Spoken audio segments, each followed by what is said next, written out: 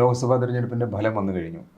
ഈ സന്ദർഭത്തിൽ ഇന്ത്യൻ രാഷ്ട്രീയം ഇനിയും സഞ്ചരിക്കാൻ സാധ്യതയുള്ള ഒരു ദിശ എങ്ങനെയായിരിക്കും? ഇതൊരു വലിയ ഒരു വലിയ വഴിത്തിരിവ് കുറിക്കുന്ന തെരഞ്ഞെടുപ്പാണ്. എൻ്റെ ഓർമ്മയിൽ വാസ്തവത്തിൽ എൻ്റെ ഓർമ്മയിലല്ല, ഇന്ത്യയുടെ ചരിത്രത്തിൽ എന്ന് പറയാവുന്ന സ്വതന്ത്ര ഇന്ത്യയുടെ ചരിത്രത്തിൽ 1977 തെരഞ്ഞെടുപ്പാണ് ഇതുപോലെ ഒരു അട്ടിമറി തെരഞ്ഞെടുപ്പായിരുന്നത്. ഇന്ദിരാഗാന്ധി അതിൻ്റെ സർവശക്തിയോടുകൂടി വിരാജിക്കുന്ന കാലത്ത് ഉറപ്പായിട്ട് വിജയം എന്ന് പ്രതീക്ഷിച്ചുകൊണ്ടാണ് ഇന്ദിരാഗാന്ധി അടിയന്തരാവസ്ഥ കാലത്ത് തന്നെ തെരഞ്ഞെടുപ്പ് പ്രഖ്യാപിച്ചത്. അന്ന് രാത്രി ഈ ഫലം വന്ന രാത്രി 12, എനിക്ക് അതുപോലെ ഓർമ്മയുണ്ട്, 10-12 മണിക്ക് റേഡിയോയിൽ കൂടെ അന്ന് റേഡിയോ അല്ലേ ഉള്ളൂ രാത്രി അറിയാൻ, ആ റേഡിയോയിലൂടെ വിവരം അറിയുന്നത് അതും BBC-യോ മറ്റോ ആണ്. അച്ഛൻ കേൾക്കുന്നതാണ് എൻ്റെ ഓർമ്മ. ഞാനിന്ന് കോളേജ് പഠിക്കുന്ന സമയത്താണ്. ഇന്ദിരാഗാന്ധി സഞ്ജയ് ഗാന്ധിയും പരാജയപ്പെട്ടു. വാസ്തവത്തിൽ ഇതുപോലെ അത്ഭുതകരമായ ഒരു പ്രതീക്ഷയും പ്രത്യേകിച്ച് മധ്യവർഗത്തിന് ഒട്ടുമില്ലായിരുന്നു. അങ്ങനെ ഒരു തെരഞ്ഞെടുപ്പ് വാസ്തവത്തിൽ വടക്കേ ഇന്ത്യയിലെ അതിസാധാരണക്കാരായ പാവപ്പെട്ട നിരക്ഷരരാണെന്ന് നമ്മൾ പുച്ഛിക്കുന്ന അവരുണ്ടാക്കിയ വിധിയാണ്.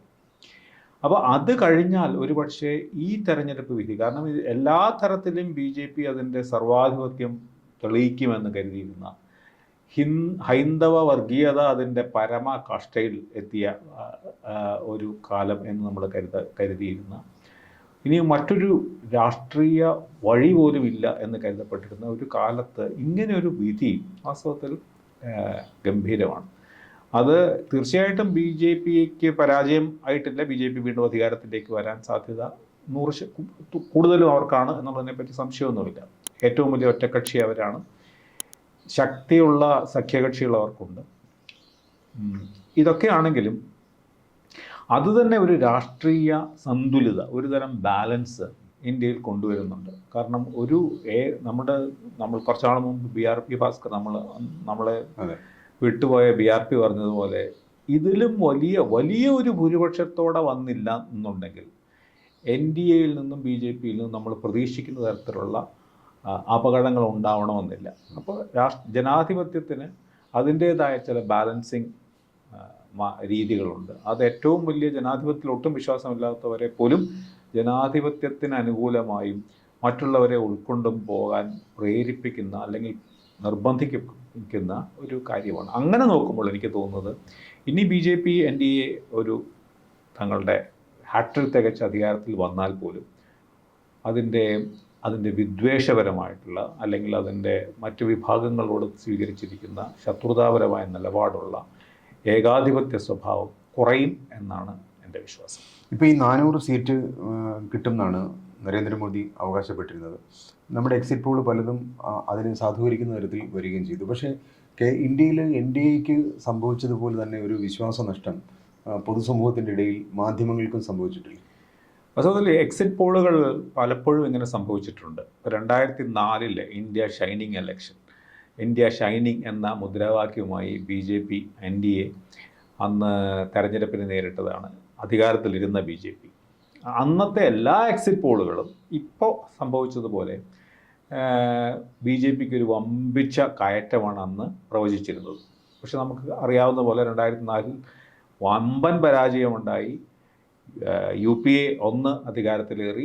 അത് കഴിഞ്ഞ് 2009 വീണ്ടും UPA തന്നെ അധികാരം തുടർന്നു. വാസ്തവത്തിൽ അത് അന്ന് എക്സിറ്റ് പോളുകളുടെയും മാധ്യമങ്ങളാണ് എക്സിറ്റ് പോളുകൾക്ക് പ്രചാരം നൽകുന്നതെങ്കിലും എക്സിറ്റ് പോളുകളുടെ ഒരു വലിയ പരാജയമാണ് അതുണ്ടായത്. അത് എന്തുകൊണ്ടാണ് ഇത്ര വ്യാപകമായി?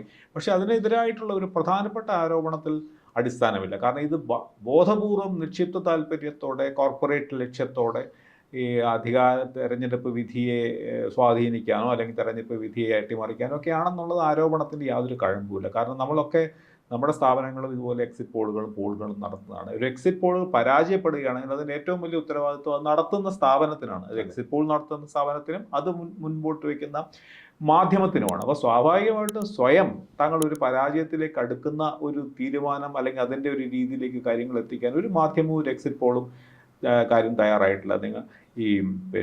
കഴിഞ്ഞ ദിവസം ഞാൻ കണ്ടത് എക്സിറ്റ് പോളിലെ ഏറ്റവും പ്രധാനപ്പെട്ട പ്രദീപ് ഗുപ്ത, അദ്ദേഹത്തിൻ്റെയാണ് കഴിഞ്ഞ എക്സിറ്റ് പോളുകൾ 2019 എക്സിറ്റ് പോളുകളിൽ 100% കറക്റ്റായിട്ട് പ്രവചിച്ച ആളാണ്. ഇന്ത്യ ടുഡേ അവരുടെ എക്സിറ്റ് പോളാണ് സ്വീകരിച്ചത്. Axis India My India poll.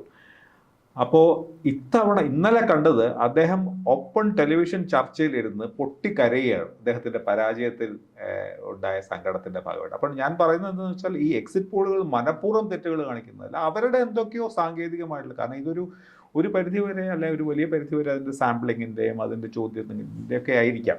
അപ്പോൾ അതിൻ്റെ ചില പോരായ്മകൾ കൊണ്ടാവാം. പക്ഷെ അതൊരു വലിയ ഈ പറഞ്ഞ പോലെ ഒരു വിശ്വാസ്യത നഷ്ടമുണ്ടാക്കി എന്നുള്ളത് ശരിയാണ്. പക്ഷേ 2009-ലും 2014-ലും ഏറെക്കുറെ ശരിയായിട്ട് തന്നെയാണ് പ്രവചിച്ചത്. മാത്രമല്ല അതിനിടയ്ക്ക് നടന്ന നിയമസഭാ തെരഞ്ഞെടുപ്പ്, വിവിധ സംസ്ഥാനങ്ങളിലെ നിയമസഭാ തെരഞ്ഞെടുപ്പുകളിലൊക്കെ കൃത്യമായിട്ടാണ് പ്രവചിച്ചത്. അപ്പോൾ എക്സിറ്റ് പോളുകളുടെ എന്തെങ്കിലും ഒരു പോരായ്മ കാരണമാവാൻ സംഭവിച്ചതെന്നല്ലാതെ എക്സിറ്റ് പോളുകളെ ആക്ഷേപിക്കുന്നത് എന്താ പറയുക ഒരു ശരിയാണെന്ന് എനിക്ക് തോന്നുന്നില്ല. ഇപ്പോൾ ഈ നരേന്ദ്രമോദി അവകാശപ്പെട്ടിരുന്ന പോലെയുള്ള ഭൂരിപക്ഷം ലഭിച്ചില്ല. അതേപോലെ തന്നെ ഇനിയുള്ള കാലത്ത് ശരിക്കും ഇത്ര കാലം മതന്യൂനപക്ഷങ്ങളും ഇന്ത്യയിലെ മറ്റ് സെക്കുലറായിട്ടുള്ള ആൾക്കാരും ഭയന്നിരുന്നത് പോലെ നരേന്ദ്രമോദിക്കും ഇന്ത്യയ്ക്കും എന്തെങ്കിലും തരത്തിലുള്ള നിലപാടുകൾ സ്വീകരിക്കാൻ കഴിയും എന്ന് തോന്നുന്നില്ല. അപ്പോൾ അത് ശരിക്കും പറഞ്ഞു കഴിഞ്ഞാൽ ഒരു ഇന്ത്യൻ ജനതയുടെ ഒരു ജനാധിപത്യ ബോധത്തിലുള്ള വിശ്വാസത്തിൻ്റെ പ്രതിഫലനമല്ലേ? തീർച്ചയായിട്ടും അതാണ് ഈ തെരഞ്ഞെടുപ്പ് വിധി ഇന്ത്യൻ ജനാധിപത്യത്തിൻ്റെ വിജയമാണ്. ഒരുപക്ഷെ പരിമിതമായ വിജയം തന്നെ വീണ്ടും ഇന്ത്യക്ക് ലഭിച്ചെങ്കിലും ഇന്ത്യൻ ജനതയ്ക്ക് തിരുത്താൻ കഴിയും എന്നുള്ളത് ഈ മോദി എന്ന് പറയുന്ന ബ്രാൻഡിന് ഉണ്ടായ ഒരു ഇടിവ്.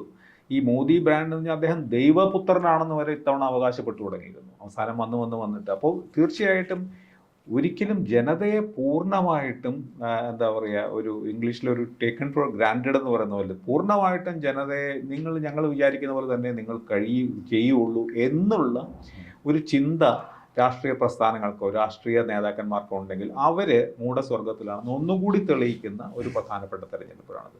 ഇനി തെരഞ്ഞെടുപ്പിൽ അധികാരത്തിലേക്ക് വന്നാൽ നേരത്തെ പറഞ്ഞ പോലെ നമ്മൾ ഭരണഘടന തന്നെ ഉടച്ചു വാർക്കാൻ സാധ്യതയുള്ള രീതിയിലേക്കാണ് കാര്യങ്ങൾ പോയത്. ഏറ്റവും പ്രധാനം പറഞ്ഞ 2025 രാഷ്ട്രീയ സ്വയം സേവക സംഘത്തിൻ്റെ ശതാബ്ദി വർഷമാണ്. അപ്പോൾ ഈ ശതാബ്ദി വർഷത്തിൽ RSS അതിൻ്റെ 1925 അത് മുന്നോട്ട് വെച്ച ലക്ഷ്യങ്ങൾ ഒന്നൊന്നായി കൈവരിക്കുന്ന ഒരു കാലമാണ് 2025 എന്നുള്ളത് വളരെ ശക്തമായ ഒരു ധാരണ ഉണ്ടായിരുന്നു. മാത്രമല്ല RSSൽ പലരും കരുതുന്നിരുന്നതുമാണ്. അപ്പോൾ അതിനു മുമ്പായിട്ട് അവർ കാശ്മീരിൻ്റെ പ്രത്യേക പദവി റദ്ദാക്കിയത്, ഏകീകൃത സിവിൽ കോഡ് കൊണ്ടുവരാൻ ശ്രമിക്കുന്നത്, എന്നൊക്കെയുള്ളത് ഇവരുടെ ദീർഘകാല ലക്ഷ്യങ്ങളാണ്. അതിൽ ഒരു വലിയ പരിധി വരെ അവർ വിജയിക്കുകയും ചെയ്തു.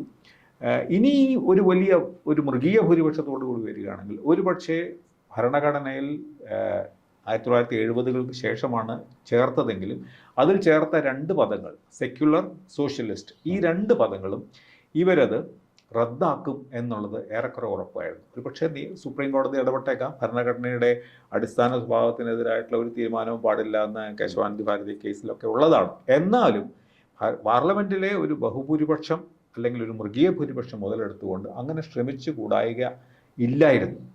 പക്ഷെ അതൊക്കെ എന്തായാലും നിയന്ത്രണങ്ങൾ അതിനൊക്കെ വരും. തീർച്ചയായിട്ടും ഇപ്പോൾ മുസ്ലിം വിഭാഗങ്ങൾക്കെതിരായിട്ടുള്ള നിരന്തരമായിട്ടുള്ള വിദ്വേഷ പ്രചരണം അല്ലെങ്കിൽ വിവേചനം, ഇതെല്ലാം വാസ്തവത്തിൽ ഇനി ഒന്നുകൂടി ആലോചിക്കാതെ അവർ ചെയ്യുമെന്ന് തോന്നില്ല. അതാണ് ഇന്ത്യൻ ജനാധിപത്യത്തിന് നൽകിയ ഈ തെരഞ്ഞെടുപ്പ് വിധി നൽകിയ ഏറ്റവും വലിയ സംഭാവന. മറ്റൊന്നുകൂടിയുണ്ട്. ഇപ്പോൾ രാഹുൽ ഗാന്ധിക്കെതിരായിട്ട് നമുക്ക് കഴിഞ്ഞ 10 വർഷത്തിനിടയ്ക്ക്, പ്രത്യേകിച്ച് കഴിഞ്ഞ 5 വർഷത്തിനിടയ്ക്ക് ഒരു ലക്ഷ്യബോധമുള്ള രാഷ്ട്രീയ നേതാവല്ല എന്നുള്ളൊരു പ്രചരണം വളരെ ശക്തമായി ഇന്ത്യയിലെ മാധ്യമങ്ങളും കൊണ്ടാടിയതാണ്. പക്ഷേ ഈ രാഹുൽ ഗാന്ധി ഇപ്പോൾ ഇന്ത്യയിലെ ഏറ്റവും ഫോക്കസ് ചെയ്യുന്ന ഒരു രാഷ്ട്രീയ നേതാവായിട്ട് മാറി. അല്ലെങ്കിൽ വരും വർഷങ്ങളിൽ രാഹുൽ ഗാന്ധിക്ക് ആ രീതിയിലേക്ക് അയാളുടെ രാഷ്ട്രീയ ഭാവിയെ രൂപകൽപ്പന ചെയ്യാൻ കഴിയും? എനിക്കതിൽ പൂർണ്ണ വിശ്വാസമില്ല. രാഹുൽ ഗാന്ധിയുടെ ഇതുവരെയുള്ള ഒരു ട്രാക്ക് റെക്കോർഡ് നോക്കുകയാണെങ്കിൽ തീർച്ചയായിട്ടും അദ്ദേഹം പലപ്പോഴും പ്രതീക്ഷ ഉണർത്തുന്ന ചില സന്ദർഭങ്ങൾ ഉണ്ടായിട്ടുണ്ട്. പക്ഷേ വളരെ പൊടുന്നതിന് തന്നെ അതിൽ നിന്ന് മാറി അദ്ദേഹം മറ്റൊരു രീതിയിലേക്ക് മാറിയ ചരിത്രവുമുണ്ട്. അതുകൊണ്ടാണ് ഈ രാഹുൽ ഗാന്ധിക്ക് ഒരു സ്ഥിരതയുടെ, ഒരു കൺസിസ്റ്റൻസിയുടെ അഭാവം രാഹുൽ ഗാന്ധിയിലുണ്ട്. പക്ഷേ തീർച്ചയായിട്ടും മുമ്പുണ്ടായിരുന്നതിൽ നിന്ന് വളരെ വ്യത്യസ്തമായി കഴിഞ്ഞ ഈ ഒരു വർഷമായിട്ടെങ്കിലും 1-2 വർഷമായിട്ട് അദ്ദേഹം നടത്തിയ ഈ പദയാത്രകളിലൂടെയും അദ്ദേഹം നടത്തിയ ശക്തമായ സ്വീകരിച്ച നിലപാടുകളൊക്കെ കോൺഗ്രസിനൊരു പുനരുജ്ജീവനം നൽകിയിട്ടുണ്ട്. രാഹുൽ ഗാന്ധിയിൽ ഒരു പ്രത്യാശ വർദ്ധിപ്പിച്ചിട്ടുണ്ട് എന്നുള്ളതെല്ലാം ശരിയാണ്. പക്ഷേ ഈ അടിസ്ഥാനപരമായി വളരെ മൂർത്തമായിട്ടുള്ള ബദൽ രാഷ്ട്രീയ പ്രത്യയശാസ്ത്ര നയങ്ങളില്ലാതെ ജനങ്ങൾക്ക് ഈ തങ്ങൾ വ്യത്യസ്തരാണെന്ന് ബോധ്യപ്പെടുത്താൻ കഴിയുമെന്ന് എനിക്ക് തോന്നുന്നില്ല. അപ്പോൾ അക്കാര്യത്തിൽ ഇപ്പോഴും അദ്ദേഹം വെറുപ്പിൻ്റെ കമ്പോളത്തിൽ സ്നേഹത്തിൻ്റെ കട തുറന്നു എന്നൊക്കെയുള്ള വളരെ കാൽപ്പനികമായിട്ടുള്ള വർത്തമാനങ്ങളൊക്കെ പറയുന്നുണ്ടെന്നുള്ളതല്ലാതെ സാമ്പത്തികമായിട്ടും അല്ലെങ്കിൽ സാമൂഹ്യമായുമുള്ള ചില അടിസ്ഥാനപരമായ വ്യത്യസ്ത രീതികളോട് ഇന്ത്യയിലെ സാമ്പത്തിക നയങ്ങളിൽ BJPക്കും കോൺഗ്രസിനും തമ്മിൽ വലിയ വ്യത്യാസമൊന്നുമില്ല. ഈ മതപരമായിട്ടുള്ള മതേതരത്വത്തിൻ്റെ കാര്യത്തിൽ തീർച്ചയായിട്ടും അവർ പ്രഖ്യാപിത മതേതര കക്ഷിയാണെങ്കിലും ഈ കഴിഞ്ഞ കുറെ കാലമായിട്ട് നമ്മൾ കാണുന്നത് BJPയുടെ ഈ ഹിന്ദുത്വ നിലപാടിനെതിരെ ശക്തമായ നിലപാട് സ്വീകരിക്കാൻ പലപ്പോഴും മടിക്കുന്നതാണ് കാണുന്നത്. ഒരു മൃദു ഹിന്ദുത്വ സമീപനം എന്നൊക്കെ ആരോപിക്കപ്പെടുന്നുണ്ട്. അപ്പോൾ സാമ്പത്തികമായും സാമൂഹികമായിട്ടുള്ള ഒരു വ്യത്യസ്തത പുലർത്തുന്ന ഇന്ത്യയുടെ അടിസ്ഥാനപരമായിട്ടുള്ള ചില പ്രശ്നങ്ങൾ, തൊഴിലില്ലായ്മ, ദാരിദ്ര്യം, അസമത്വം തുടങ്ങിയ വളരെ രൂക്ഷമായിട്ടുള്ള ബഹുജനങ്ങളെ, മഹാഭൂരിപക്ഷം ജനങ്ങളെയും നേരിടുന്ന പ്രശ്നങ്ങൾക്ക് പരിഹരിക്കാൻ തങ്ങൾക്കൊരു ബദൽ, അത് ശരിയോ തെറ്റോ പറയാം, തങ്ങൾക്കൊരു ബദലുണ്ട് എന്ന് തെളിയിക്കാത്തിടത്തോളം കാലം ഈ കാൽപ്പനികമായിട്ടുള്ള മുദ്രാവാക്യങ്ങളുടെയും ഭാരത് ജോഡോ യാത്രയ്ക്കുമൊക്കെ ഒരു പരിധിക്കപ്പുറത്ത് എന്തെങ്കിലും ചെയ്യാൻ പറ്റുമോ എന്ന് എനിക്കറിയില്ല. ഇന്ദിരാഗാന്ധി അതാണ് ചെയ്തത്. ഇന്ദിരാഗാന്ധി ഏറ്റവും വലിയ വിജയം നേടിയത് വാസ്തവത്തിൽ അന്നത്തെ കോൺഗ്രസിൻ്റെ വലതുപക്ഷ ഭൂരിപക്ഷത്തിൽ ഉണ്ടായിരുന്ന കോൺഗ്രസിൻ്റെ നയങ്ങളിൽ കൃത്യമായ മറ്റൊരു വശം അവരൊരു ഇടതുപക്ഷ നയത്തിലേക്ക് തന്നെ പോയിക്കൊണ്ടാണ് നെഹ്റുവിൻ സോഷ്യലിസത്തിലേക്ക് വീണ്ടും ഉറപ്പിച്ചുകൊണ്ടാണ് തങ്ങളൊരു പ്രത്യയശാസ്ത്രപരമായും രാഷ്ട്രീയപരമായും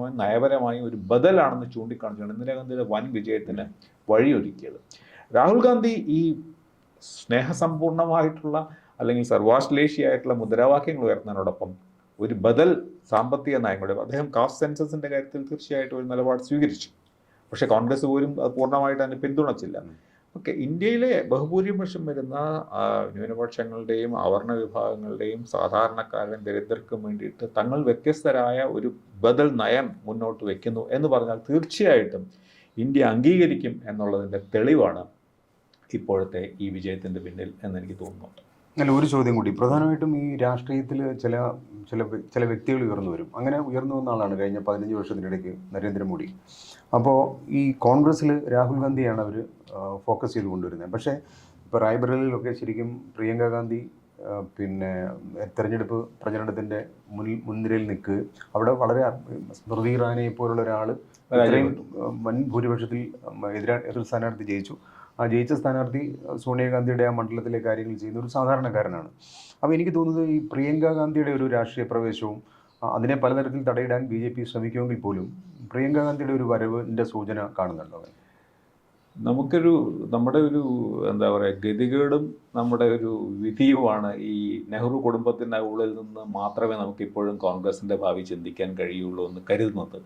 വാസ്തവത്തിൽ ഇപ്പോൾ രാമചന്ദ്ര ഗുഹയെ പോലെയുള്ള ചരിത്രകാരന്മാർ പറയുന്നത്, അല്ലെങ്കിൽ സാമൂഹ്യ നിരീക്ഷകർ പറയുന്നത്, ഈ നെഹ്റു കുടുംബത്തുമായിട്ടുള്ള ഈ ഒരു അടിമ മനോഭാവം തീർച്ചയായിട്ടും അതൊരു എന്താ പറയുക, ഒരു പരമ്പരാഗത രീതിയിലുള്ള പല ബന്ധങ്ങളുണ്ട്. മാത്രമല്ല അവർ വെറും ഒരു കുടുംബത്തിനപ്പുറത്ത് അവർ ഇന്ത്യക്ക് വേണ്ടി ജീവൻ ത്യജിച്ച മനുഷ്യരുടെ കുടുംബമാണ്. അപ്പോൾ സ്വാഭാവികമായിട്ട് അവർക്ക് വേണ്ടിയിട്ട് അനുഭാവം എന്ന് പറയുന്നത് ഇന്ത്യൻ ജനതയിലുണ്ട്.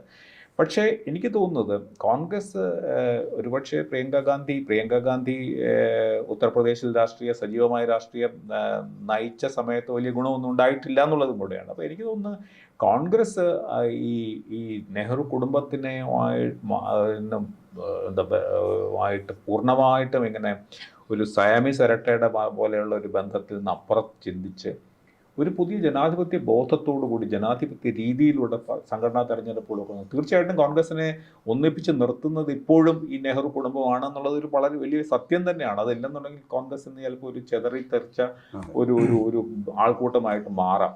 പക്ഷേ അതിൻ്റെ ഒരു സാധ്യതയും അതിൻ്റെ വെല്ലുവിളിയും ഈ കുടുംബവുമായിട്ടുള്ള ഈ ഒരു ഭയങ്കരമായ ഒരു ആശ്രിതത്വം ആണെന്ന് എനിക്ക് തോന്നുന്നു. അപ്പോൾ തീർച്ചയായിട്ടും പ്രിയങ്ക ഗാന്ധിക്ക് തീർച്ചയായിട്ടും ഇത്തവണത്തെ തെരഞ്ഞെടുപ്പിൽ വീണ്ടും അവർ വളരെ വലിയ ഊർജ്ജസ്വലയായ ഒരു നേതാവായിട്ട് രംഗപ്രവേശം ചെയ്തിട്ടുണ്ട്. അവിടെയൊന്നും അവർക്ക് തീർച്ചയായിട്ടും ഇടമുണ്ട്. പക്ഷേ കോൺഗ്രസ് അതിലും കഴിഞ്ഞുമുള്ള രീതികളിലേക്ക്, വ്യക്തികളിലേക്കും നയങ്ങളിലേക്കും ചിന്തിച്ചാൽ മാത്രമേ രക്ഷയുള്ളൂ.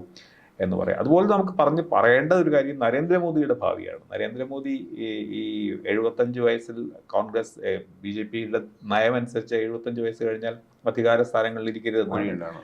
ഇപ്പോൾ ഇദ്ദേഹം 75ലേക്ക് എത്തുകയാണ്. അതുകൊണ്ടാണ് അരവിന്ദ് കെജ്രിവാൾ അദ്ദേഹം പ്രധാനമന്ത്രി ആവില്ല എന്നുള്ള ഒരു രാഷ്ട്രീയ പ്രഖ്യാപനമൊക്കെ നടത്തിയത്. എനിക്ക് തോന്നുന്നു ഈ നരേന്ദ്രമോദി എന്ന ബ്രാൻഡ് തീർച്ചയായിട്ടും ഇടിഞ്ഞു തുടങ്ങിയിട്ടുണ്ട്. പക്ഷേ ഈ തൽക്കാലത്തേക്കെങ്കിലും BJPയിൽ നേരത്തെ നെഹ്റു കുടുംബത്തിൻ്റെ കാര്യം പറഞ്ഞ പോലെ BJPക്ക് ദേശീയ തലത്തിൽ തന്നെ BJP സംഘടനയെക്കാളും വളർന്ന ഒരു നേതാവാണെങ്കിൽ പോലും ഈ സംഘടനയെ ഇന്നും ഒന്നിച്ച് നിർത്തുന്നതിൽ ഏറ്റവും പ്രധാനപ്പെട്ട പങ്ക് വഹിക്കുന്ന ആളിന്ന് നരേന്ദ്രമോദിയാണ്. പക്ഷേ ഈ വരാൻ പോകുന്ന ഗവൺമെൻറ് രൂപീകരണത്തിലും ആ രൂപീകരണത്തിന് ശേഷം അദ്ദേഹത്തിന് അനിവാര്യമായും ചില സഖ്യകക്ഷികളുടെ പിന്തുണയില്ലാതെ മുന്നോട്ട് പോകാൻ പറ്റില്ല. എങ്ങനെയാണ് ഈ സഖ്യകക്ഷികളെ ഒന്നിച്ച് കൊണ്ടുപോകുന്നത്, അപ്പോഴാണ് വാസ്തവത്തിൽ നരേന്ദ്രമോദി തൻ്റെ എന്താ പറയുക രാഷ്ട്രീയ രംഗത്തെ ഈ ഒരു കുറച്ചും കൂടെ ദീർഘമായ ഒരു കാലഘട്ടം ഉണ്ടാകുമോ എന്ന് തെളിയിക്കുന്നതിൻ്റെ ഏറ്റവും വലിയ വെല്ലുവിളിയുടെ മുമ്പിലാണ്. ഇതുവരെ അദ്ദേഹത്തിന് അതിൻ്റെ ഒന്നും ആവശ്യമായിരുന്നില്ല. താൻ ആഗ്രഹിക്കുന്നത് പോലെ, താൻ വിചാരിക്കുന്ന പോലെ എല്ലാം നടത്തിയെടുക്കാം. അതിന് അദ്ദേഹത്തിന് ഗുണമുണ്ടായി. പക്ഷേ ഇനിയുള്ളത് നരേന്ദ്രമോദിയുടെ പുതിയ കഴിവുകളുടെ ഒരു പരിശോധന ഘട്ടമാണ്. ഈ ഘട്ടത്തിൽ അദ്ദേഹം വിജയിക്കുമോ എന്നുള്ളതിനെ ആശ്രയിച്ചിരിക്കുന്നു അദ്ദേഹത്തിൻ്റെ ഈ ഒന്നാം സ്ഥാനത്തുള്ള നിലനിൽപ്പെന്നാണ് എനിക്ക് ഇന്ന് തോന്നുന്നത്. പക്ഷേ ഈ 100 വർഷം ആഘോഷിക്കുന്ന 25-ൽ 100 വർഷം ആഘോഷിക്കുകയാണ് RSS. ആ സമയത്തേക്ക് ഈ പറയുന്ന നരേന്ദ്രമോദി അധികാരത്തിലേക്ക് വന്നാലും സത്യപ്രതിജ്ഞ ചെയ്താൽ പോലും ആ സമയം അടുപ്പിച്ച് വലിയ മാറ്റം ഈ പറയുന്ന സംഗതിയിൽ സംഭവിക്കാൻ സാധ്യതയുണ്ടെന്നാണ്. അതെ, തീർച്ചയായിട്ടും സമീപകാലത്തായിട്ട് അത് വളരെ ശക്തമാണ്. RSSൻ്റെ ഉള്ളിൽ നരേന്ദ്രമോദിക്കെതിരായിട്ടുള്ള ഒരു വലിയ വിഭാഗം വളർന്നു വരുന്നുണ്ട്. കാരണം RSSൻ്റെ ഒരു രാഷ്ട്രീയ രീതി അല്ലെങ്കിൽ അതിൻ്റെ പ്രത്യയശാസ്ത്രമായ രീതി ഗണത്തിനാണ് പ്രാധാന്യം, വ്യക്തിക്കല്ല. ഒരു വ്യക്തി തൻ്റെ സംഘടനയിൽ വലുതാവുന്നതിനെ ഒരിക്കലും RSSകാരെന്ന് വെച്ചാൽ അവരൊരു എന്താ പറയുക സ്വയം പിന്നിലേക്ക് മാറി നിന്ന് അവരുടെ സംഘടനയ്ക്ക് വേണ്ടി എന്താ പറയുക ജീവൻ ത്യാഗം ചെയ്യുന്നവരാണ്. അവർ വിവാഹം കഴിക്കാൻ പഴയ RSS വിവാഹം കഴിക്കില്ല, കുടുംബം നടത്തില്ല, എല്ലാം കാര്യകർത്താക്കൾ പ്രചാരകർ മാത്രമായിട്ട്. അപ്പോൾ സംഘടനയെക്കാട്ടിലും വ്യക്തി വളർന്നു കഴിഞ്ഞാൽ സംഘടനയ്ക്ക് തന്നെ അപകടമാണെന്നുള്ളത് പണ്ട് MN വിജയനെ പറ്റി പറഞ്ഞതുപോലെ പുരയ്ക്ക് മേളിലൂടെ മരം വലുതായാൽ അത് പുരയുടെ പുറത്ത് വീഴാം എന്നുള്ള ഒരു അപകടത്തിനെ പറ്റി തിരിച്ചറിവുള്ള ഒരാണ് ഒന്ന്. രണ്ട്, നരേന്ദ്രമോദി പലപ്പോഴും ഇന്നിപ്പോൾ RSSനേക്കാളും വളർന്നു. അതായത് JP നഡ്ഡയുടെ പ്രഖ്യാപനം അതാണ്. ഇന്ന് RSSന് സഹായമില്ലാതെ തന്നെ വളരാൻ കഴിയുന്ന ഒരു വലിയ സംഘടനയായി കഴിഞ്ഞിരിക്കുന്നു. ഞങ്ങൾക്ക് ഇനി RSSന്റെ സഹായം വേണ്ട. ഇത് തന്നെയാണ് RSS ഭയക്കുന്നത്. തങ്ങളുടെ നിയന്ത്രണത്തിലും തങ്ങളുടെ കടിഞ്ഞാണിലും ഇല്ലാത്ത ഒരു നേതാവിനെ കൊണ്ട് നടക്കണോ എന്നുള്ളത് സംബന്ധിച്ച് ഒരുപാട് ചർച്ചകൾ അതിൻ്റെ ഉള്ളിൽ നടക്കുന്നുണ്ട്. അതുകൊണ്ടാണ് പലരും അമിത്ഷാ അല്ലെങ്കിൽ യോഗി ആദിത്യനാഥിനെ പോലെ കൂടുതൽ കഷായ വസ്ത്രധാരിയായ, കൂടുതൽ തീവ്രവാദിയായ ഒരു ഹിന്ദുത്വ നായകനെ തേടേണ്ട സമയമായി എന്നും മറ്റും RSSൻ്റെ ഉള്ളിലുണ്ടായ ചർച്ച. പക്ഷേ തൽക്കാലം ഏറ്റവും കൂടുതൽ ഒരു വോട്ട് ക്യാച്ചറിനാണ് ജനാധിപത്യത്തിൽ ഏറ്റവും വലിയ വില എന്നുള്ളതുകൊണ്ട് എത്രയധികം ഇന്ത്യ ആകെ എന്തൊക്കെ പറഞ്ഞാലും ഇന്ത്യ ആകെ ഇന്നും ഏറ്റവും കൂടുതൽ ഫോളോയിങ് ഉള്ള, ആരാധകരുള്ള, അനുയായികളുള്ള മറ്റൊരു നേതാവില്ല നരേന്ദ്രമോദിയെ പോലെ. അപ്പോൾ ആ കഴിവ് നരേന്ദ്രമോദിക്കുള്ളിടത്തോളം കാലം RSSന് പോലും മറ്റൊരു ബദൽ ആലോചിക്കാൻ ബുദ്ധിമുട്ടുണ്ടാകും. പക്ഷേ എപ്പോഴാണ് അതിനുള്ള അവസരം, ഇതിനുള്ള സന്ദർഭം എന്നുള്ളത് നോക്കിക്കഴിയുന്ന ഒരുപാട് ശക്തികൾ RSSലുണ്ട്. അതുകൊണ്ടാണ് ഈ നരേന്ദ്രമോദിയുടെ അവസാനത്തെ മത്സരം ഒരുപക്ഷെ സംഘപരിവാരത്തിനുള്ളിൽ തന്നെ ആയാലും അത്ഭുതപ്പെടാനില്ല എന്ന് തോന്നുന്നു. ഒരു കാര്യം കൂടി, ഇന്ത്യയിൽ മാത്രമല്ല, ഇന്ത്യയിലെ പല സംസ്ഥാനങ്ങളിലും മുമ്പേ പറഞ്ഞ ഈ പുരയ്ക്ക് മേലെ വളർന്ന നേതാക്കന്മാർ ഭീഷണിയായിട്ട് നിൽക്കുന്നുണ്ട്. ഇപ്പോൾ ഇവരെയൊക്കെ മൊത്തത്തിൽ എങ്ങനെയായിരിക്കും ഈ രാഷ്ട്രീയ കക്ഷികൾ കൈകാര്യം ചെയ്യുക? തീർച്ചയായിട്ടും ഇതാണ് ഇന്ത്യൻ രാഷ്ട്രീയത്തിൻ്റെ ഇന്നത്തെ ഏറ്റവും വലിയ ഭീഷണി. മുണ്ടുടുത്ത മോദി, സാരി ഉടുത്ത മോദി. രാമേന്ദ്ര ഗുഹ പറയുന്ന മുണ്ടുടുത്ത മോദിയാണ് പിണറായി എങ്കിൽ സാരി ഉടുത്ത മോദിയാണ് മമതാ ബാനർജി. ധോത്തി കൊടുത്ത മറ്റൊരു മോദിയാണ് നവീൻ പട്നായിക് എന്നൊക്കെയാണ്. അപ്പോൾ വാസ്തവത്തിൽ ഇന്നത്തെ തെരഞ്ഞെടുപ്പിൻ്റെ മറ്റൊരു വളരെ ആരോഗ്യകരമായ സന്ദേശം ഈ സ്വേച്ഛാധിപത്യ സ്വഭാവമുള്ള നേതാക്കൾക്കൊക്കെ ഒരു വലിയ പാഠം, ഒരു സന്ദേശമാണ് അതിസാധാരണക്കാരായ ജനങ്ങൾ നൽകിയിരിക്കുന്നത്. കേരളത്തിലെ ഇടതുപക്ഷ സർക്കാരിനും ഏറ്റവും വലിയ അടിയുടെ മുമ്പിൽ ഒന്നാം പ്രതി സ്വാഭാവികമായിട്ടും മുഖ്യമന്ത്രിയാണ്. കൂടുതൽ സ്വേച്ഛാധികാര സ്വഭാവം പ്രകടിപ്പിക്കുന്ന ആളാണ്. നവീൻ പട്നായിക് ഒറീസയിൽ പൂർണ്ണമായും പരാജയപ്പെട്ട് കഴിഞ്ഞു. കഴിഞ്ഞു അതെ. മമതാ ബാനർജി മാത്രം നിൽക്കുന്നത് മമതാ ബാനർജിക്ക് ഒരു ബദൽ അവിടെ ഇല്ലാതെ ഇപ്പോഴും ഇല്ല എന്നുള്ളതിൻ്റെ കാരണം കൊണ്ട് മാത്രമാണ്. പക്ഷേ ഈ ഈ ഏകാധിപത്യങ്ങളായ നേതാക്കന്മാർക്ക് എത്ര വലിയ ശക്തി ഉണ്ടെങ്കിലും അത് ഹ്രസ്വമായിസായിരിക്കും എന്നുള്ളതാണ് ചരിത്രം നമ്മളെ പഠിപ്പിക്കുന്നത്. അതാണ് ഈ തെരഞ്ഞെടുപ്പിൻ്റെ മറ്റൊരു സന്ദേശം. അത് ഈ പറഞ്ഞ പോലെ ഈ അറ്റം മുതൽ ഇന്ത്യയിലെ വിവിധ ഭാഗങ്ങളിലുള്ള നരേന്ദ്രമോദിമാർക്ക് എല്ലാവർക്കും ഒരു വലിയ പാഠമാണ്. ഈ ഹ്രസ്വായുസ് എന്നുള്ള ആ ഒരു പ്രതീക്ഷയിൽ ജീവിക്കുക എന്നുള്ളത് തന്നെയാണ് നല്ലത്. ഏതാണ് ഹ്രസ്വായുസ് എന്നുള്ള ഒരു പ്രതീക്ഷയിൽ അതൊരു ദൈവരാജ്യം മരണം എന്ന് പറയുന്ന പോലെയുള്ള ഒരു ശുഭാപ്തി വിശ്വാസമാണ് അതിൻ്റെ പ്രധാനം. തീർച്ചയായിട്ടും. പക്ഷേ ചരിത്രം നമ്മളെ പഠിപ്പിക്കുന്നത് അങ്ങനെയാണ്. അവരുടെ പ്രാഭവകാലത്ത് നമുക്കാർക്കും അവർക്ക് ചിന്തിക്കാൻ പോലും കഴിയില്ല. അതായത് ഇന്ദിരാഗാന്ധിയുടെ കാര്യം പറഞ്ഞ പോലെയാണ്, അല്ലെങ്കിൽ അഡോൾഫ് ഹിറ്റ്ലറിൻ്റെ കാര്യം പറഞ്ഞ പോലെ, മുസോളിനിയുടെ, ഇവരൊക്കെ ലോകത്തെ എടുത്ത് അമ്മാനമാടിയവരാണ്. പക്ഷേ ഏതാനും വർഷങ്ങൾ മാത്രമേ ഇവരൊക്കെ ഉണ്ടായുള്ളത്. മാത്രം ചരിത്രത്തിൻ്റെ ചവറ്റുകുട്ടയിലേക്കാണ് അവരെല്ലാം പോയത്. അതുകൊണ്ട് ഏകാധിപതികൾ ഓർക്കേണ്ട സന്ദേശം ഈ തെരഞ്ഞെടുപ്പ് വിധി നൽകുന്നുണ്ട്. ഇതൊരു എന്താ പറയുക, ഒരു പകുതി വഴിയായിട്ടുള്ളൂ. തീർച്ചയായിട്ടും ഈ പകുതി വഴിയുള്ള സന്ദേശം നരേന്ദ്രമോദിയെ കൂടുതൽ മെരുക്കും. കേരളത്തിലും അത് തന്നെ നമുക്ക് പ്രതീക്ഷിക്കാം.